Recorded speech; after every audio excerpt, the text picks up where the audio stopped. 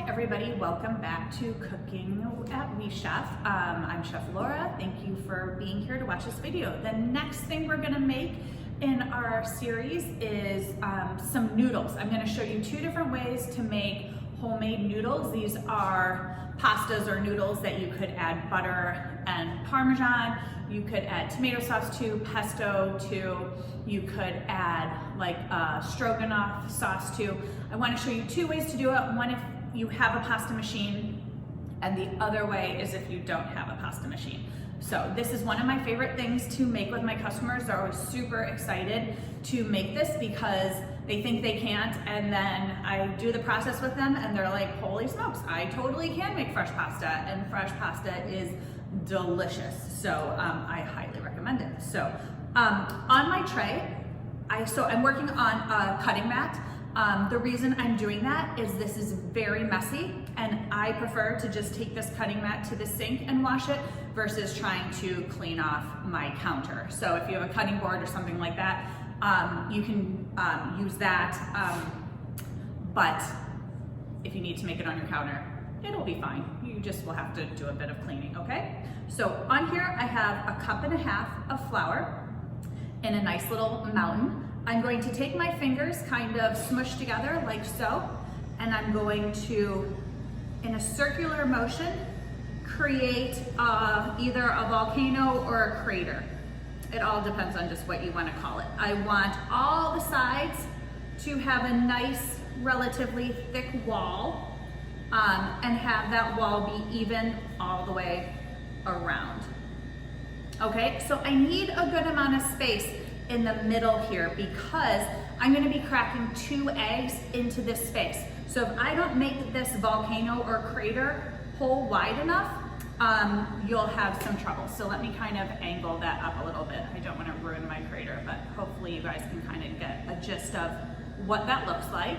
Okay, so we have our nice little well made. So that's what it's typically called. That's the official word, but in kidland we call it a volcano or a crater. So I'm gonna crack 2 eggs into my crater. So again, nice firm tap on the side of the table so I get a good crack in that egg, thumbs into the crack of that egg and pull my thumbs away from each other. 2 of those. Then I'm just gonna get a little paper towel here. Okay. Then I am going to do just 1/2 teaspoon of olive oil. This is optional. Some people like it, some people I don't want to say they don't, it's just not necessary. So we're gonna do that. Now I'm gonna take my fork. The first thing I'm gonna do is I'm gonna mix up my egg. Break my yolk, get that nicely stirred up. Especially with kids, you don't need to go crazy making sure that that all the egg white is completely broken down and mixed thoroughly with the yolk. Just do a really good solid mix of this, okay, with a fork. So then I'm gonna start gently and bringing some flour into my mixture. So I need to be careful of a couple things here. One, I don't want to do too little at a time because then we're going to be here for hours making this. So I want to, kind of go all the way around that crater and bring some flour into the middle. And I'm going to stir this in. And I don't want to do too much either at a time. So kind of got to find a good balance. So I'm going to stir that in. The other thing I don't want to do is break the wall of my volcano or my crater or the well.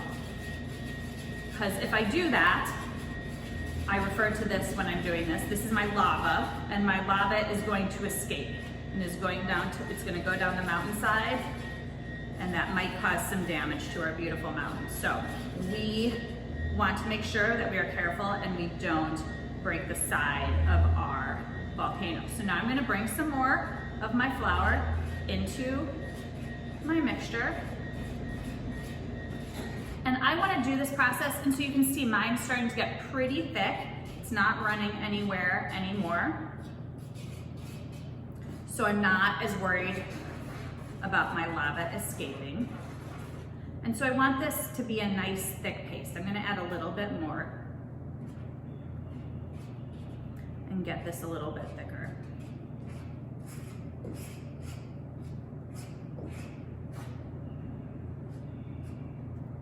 Because then we're gonna start using our hands to finish up this dough. Now, we may or may not add all of this flour.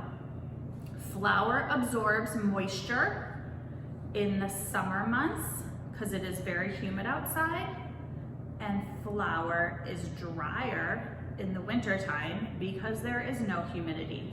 So in the summertime, you might have to add more flour to your pasta that you're making. In the winter time, you might add less. And I absolutely see that when I'm doing this with my kids here. So now I have a nice, good, solid paste in the middle here, okay? And it kind of makes you can kind of form it into a little bit of a elevated ball, and then it kind of spreads very slowly. So that's a good sign to see. So I'm gonna take my finger, I'm gonna scrape off that egg and flour mixture from my fork. And now I'm gonna push some of my flour to the side because our temptation is to just wanna add all this flour into our dough. And like I said, we might not. So I feel like if I get some of it out of the way, it's a little less tempting to wanna just smush it all in. So now, with my fingertips, because I like to use my fingertips mostly when I'm hand mixing, so then my whole hand doesn't get crazy, especially when I first start mixing, because this is gonna be sticky. So I'm gonna sprinkle a little flour on top of that. I'm gonna kind of scoop underneath this, and I'm gonna fold and press. So one of the goals here is to not let this pasta, this dough, kind of separate into little pieces all throughout my flour. I wanna keep this in one nice big piece in the middle. So I'm putting a little flour in, and I'm folding and I'm pressing, and I fold and I press my dough. So it's already a little less sticky from the flour I've added, and I'm gonna continue to fold and press, and I'm gonna continue to do this until this dough becomes firm but not a rock. So it should take, when this is done, it should take a little muscle for me to press down into it, but not so much. It shouldn't be so firm that I can no longer fold and press it. So I've moved to using my whole hand because this is no longer sticky. Sprinkle a little flour in, fold and press. And you can see this mat is very messy. So this is one of the reasons I like to do this on this little cutting mat versus on just directly onto the table.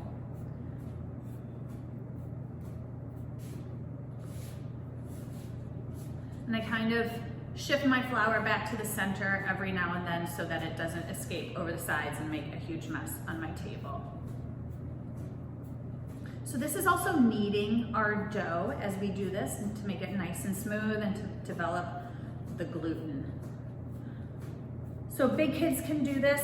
My big kids, you can do this on your own. Little kids are gonna need some help from their parents, especially in that initial part when we're first getting this dough going after creating that volcano. So I'm starting to have to push a bit harder, so I'm getting there.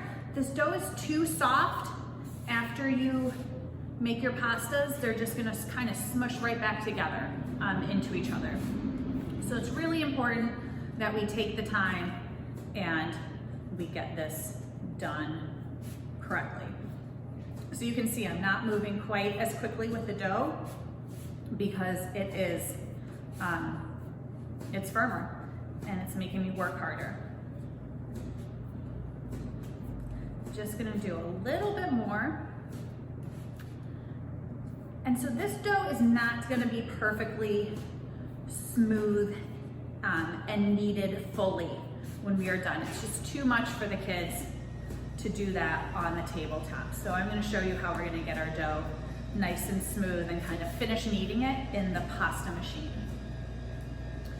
So I feel pretty good about that. It's not hard, but it definitely requires some muscle to squeeze down on it, okay, and to knead it. And that's kind of where we wanna be with this. Once you get your pasta to the place that it's good, you wanna wrap it up in some plastic and let it sit and rest for just a little bit of time, okay? Maybe 15, 20 minutes, half an hour, 15 minutes to a half an hour. Just let it rest a little bit. We've been working it a lot, it's tired, it needs some rest time. Those gluten bands that we've developed, they need to rest so that we can roll it in our machine. Now it is time to roll out our noodles. You will find that your dough is a little softer because it has had time to rest. The other thing that I like to do is I'm only rolling half of my dough at a time. It's a little bit more manageable of a piece of dough to work with. The first thing I'm going to do is I'm going to press my dough down a little bit flatter. I'm going to give it a little bit of flour. Always have a container of flour available to you while you're rolling your pasta. This is called bench flour. You keep this at your station with you. We are working on the flat rollers right now. They are at their widest setting. I have my crank that will go next to those rollers. So slowly we're gonna bring those rollers closer together to make a nice thin piece of pasta. So the first thing I'm gonna do is put this through the machine. Now, I did a pretty good job kneading this, but this isn't as nice and smooth as I would like. So I'm gonna do something called a book fold, and I'm gonna finish my kneading within my machine. So I'm gonna fold this in thirds. So one side comes in to about a third point, and then I fold the other side over the top, and that is called a book fold, and it is in thirds. So then I'm gonna put that through my machine again. And already it's a lot smoother, but I'm gonna do that again. I'm probably gonna do that about 2 more times. So another book fold. I add that flour to my pasta when I feel like it feels like a tiny bit tacky, okay? And I just sprinkle the littlest bit on top and then use my hand to spread it around. Put it through one more time. Yeah, that looks beautiful now. Now I have a really nice, beautiful, smooth piece of pasta. Now I'm gonna start bringing those rollers together. So in my machine, I press this little tab down and I turn. I'm going to be skipping notches. So you can see, mine actually has numbers from 6 all the way down to 1. So I went from 6 to 4. I have other machines that I use here and it starts at 7, so 7 to 5. Point is I'm skipping a notch. No more folding now. Now we're just rolling this straight. Again, I can't stress enough, no more folding. When I'm doing this with my customers, I find that they just get in the habit of doing those book folds and they want to keep going, but no more folding. So this became a little bit bigger this time. Again, pressing down, skipping a notch. So this will make it even thinner. And when you are cranking this crank is not, it's not stuck in here. So what happens is a lot of kids, while they're cranking it, they kind of pull it out of the machine, and if they're going super fast, it can kind of whip out at them. So really be careful and make sure that they are being safe while they are cranking that. You wouldn't think that would be a place where that would cause an issue, but it can. And it can get frustrating for them a little bit too as the crank pulls out. So it's fine, just tell them kids, it happens all the time, just put the crank back in and keep going. So I like to cut my pasta at this point into 2 pieces. I only have 1 more roll to do. I don't want my piece of pasta to become too long and not manageable. Also, when eating the pasta, if you have too much, if the noodle is too long, it's almost kind of difficult to eat. So I don't want my noodles to be too long. So again, I'm gonna put a little of my flour on top of my dough.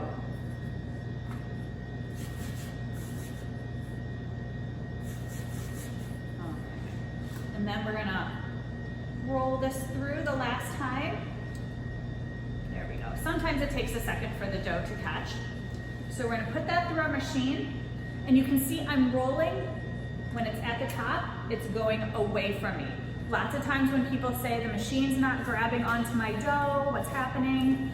Two things are happening. One, you're cranking it the wrong direction, or two, you're moving too slowly and your dough has become too dry and the machine has a hard time grabbing on and pulling it through. So now I'm gonna move my crank to my choice of which pasta cut. Most of the machines have two choices, like a thin spaghetti kind of thing and a wider linguine / fettuccine cutter, okay? So I personally like the linguine cutter a little bit more. So I'm gonna hold that over where we cut those noodles. I'm gonna start cranking, and you can see those noodles come out. This is almost like a Play-Doh machine, right? The kiddos just love this process. So we're gonna do this last piece. Then you can let this sit and dry and cook it in a little bit, or I could just throw this into my water immediately. So now I have these beautiful, fresh noodles. So this next pasta that we're gonna make, we are actually gonna roll and then cut. So this next one does not go through the pasta machine, and that's why I wanna make this one, because I wanna give you some options, because not everybody has a pasta machine at home. The reason we don't roll and cut the other pasta is it's quite firm, so it's difficult to roll and cut, or at least I find it difficult. I think your children would find it difficult.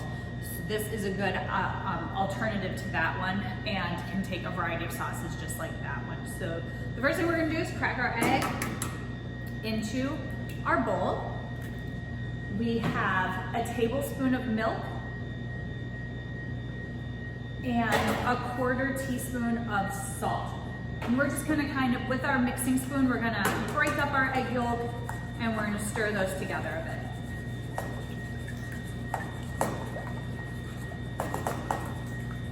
And it doesn't have to be perfect, but just get those nicely stirred together. Then, the next thing we're gonna do is we're gonna add approximately half of our flour. So this is a cup of flour, so we're adding approximately a half a cup of flour. It doesn't have to be perfect. Just do the best you can. If you want to just measure a half a cup of flour into this bowl initially, that is okay too.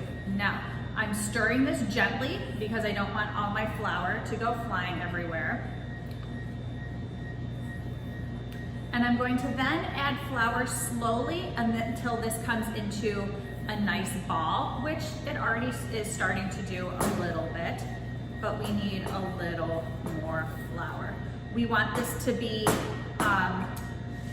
it's gonna be firm, but still a little tacky, a little sticky. So I just added about another tablespoon, and we're just gonna add by the tablespoon now.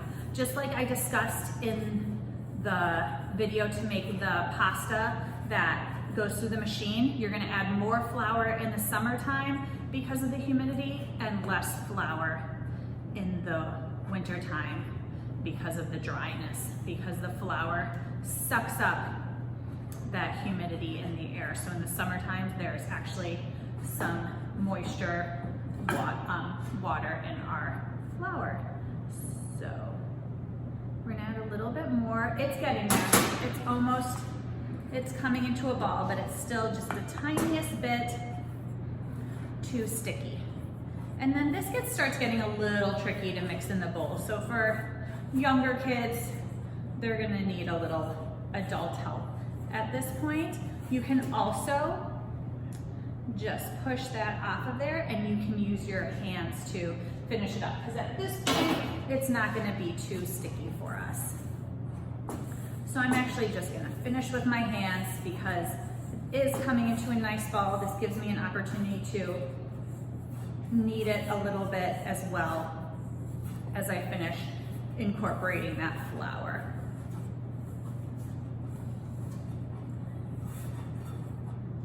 So again, this is a lot softer. This would be a problem for us to put through the pasta machine. So it came into a nice ball. It is sticky, okay? so now we're going to roll our pasta out with a rolling pin. So I'm gonna put a nice dusting of flour across my table, not piles of flour, but a nice dusting on the table. I'm gonna put my dough down, kind of press it so it's a little bit thinner, and then put a nice dusting of flour on top. This is a nice kid-sized rolling pin. It's so funny because now that I've been rolling for 3 years with this size rolling pin, I get an adult-sized rolling pin in my hands, and it feels very awkward to me. So we're gonna roll. It helps to stand over your dough because you can use the weight of your body to help you roll this thin, because we want this to be a nice thin noodle. We don't want these to be big, chunky noodles. So you can see I keep moving my dough. I haven't added more flour yet, but as long as I keep moving my dough around my table, on my table, I hopefully won't have to add too much more flour. So I'm kind of trying to, as I move it, I'm kind of trying to pick up some of that flour in other places. Now, if this starts to feel like you roll and it springs back on you immediately, just step aside for a second. Step aside for a few minutes, walk away from it, maybe put a piece of plastic on top of it so it doesn't dry out. And that's just because the gluten in the dough is becoming too tight and it needs to rest. So you can also see I changed the direction that I'm rolling. I'm gonna roll one way for a little bit, and then I'm gonna roll the other way for a little bit. And I am gonna add a little more flour right now, because as it's getting thinner, it's starting to stick a little bit more. It becomes a little bit more delicate, obviously, as it gets thinner. Almost there. Okay. We're trying to be that pasta machine, so it's a little tricky. Okay, so I feel good about this. This is nice and thin. Sometimes I have to cut myself off. I'm cutting myself off. So we have 2 choices of how to cut these noodles. One, we can cut. Adults and bigger kids can cut with a chef's knife. So I have kind of a square here, or I guess kind of a square. So I'm gonna actually cut down the middle, and then I can just cut thin noodles that way from this. I can either cut short little guys like that, or if I wanted to, I could cut longer noodles like so, okay? The other choice is to give the little kids a pizza cutter, or the big kids. Big kids, you can use a pizza cutter too. You don't have to use a knife. We're gonna hold our pizza cutter and we're just gonna roll through our noodles, cutting some nice little pieces. Now, don't make yourself crazy trying to make these absolutely perfect. They're gonna taste delicious. Maybe if you're working with a smaller kid and they have cut some really thick ones, you can go back and cut those in half. But really these are gonna be delicious, and don't make yourself crazy. So again, these can take different sauces as well. So we have made 2 noodles today, one in the pasta machine using the pasta roller, one by rolling it by hand and cutting it by hand. Both, I would suggest a tomato sauce, a pesto sauce, a stroganoff, a butter, anything you want, any kind of pasta sauce you want, and the fresh pasta will taste delicious. Thank you so much again for doing class with me today. Please like the videos, please subscribe to the videos, please share these videos with your friends. I know we're all cooped up inside right now, and hopefully these will provide you with some fun and delicious things in the kitchen. Take care, and I look forward to seeing you next time.